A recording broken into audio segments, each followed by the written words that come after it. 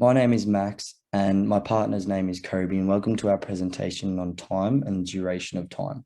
In this video, we focus on the duration of time at a grade 3 level.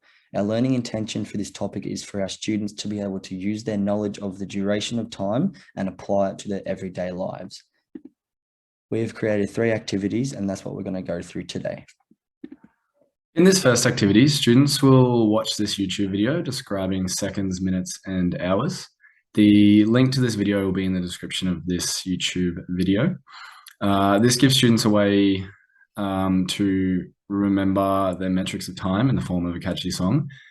And then following this, there will be an informal summative assessment that will be completed. ICT will be required in this lesson to display the YouTube video for the students, and a worksheet will be needed to be created by the teacher, which will include questions like the ones on the screen.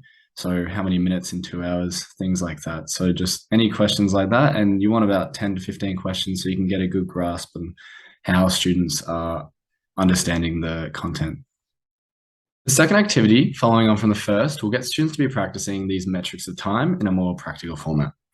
So in this activity, students will be using ICT and they'll be logging on to Google Maps and finding the distance it takes to travel from one place to another in terms of these metrics of time.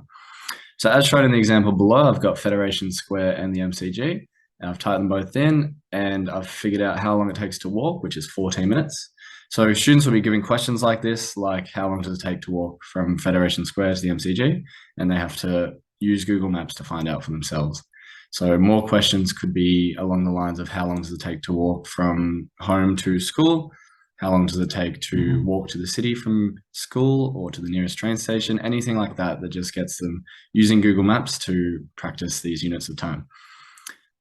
In this activity, ideally you want one device per student just so they can do it for themselves. But if the school does not have access to that much technology or ICT, then it can be completed in small groups with a few more questions and maybe a bit more challenging questions. Welcome to our third activity called the Guess and Test Practical Worksheet. In pairs, students are to guess how long each of the tasks below will take to complete using tens and units to represent minutes.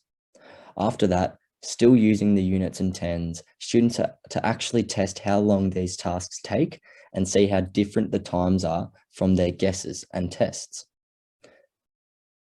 It's good that it will increase their knowledge of duration of time because it's tasks that they do every day and tasks that they can complete at school.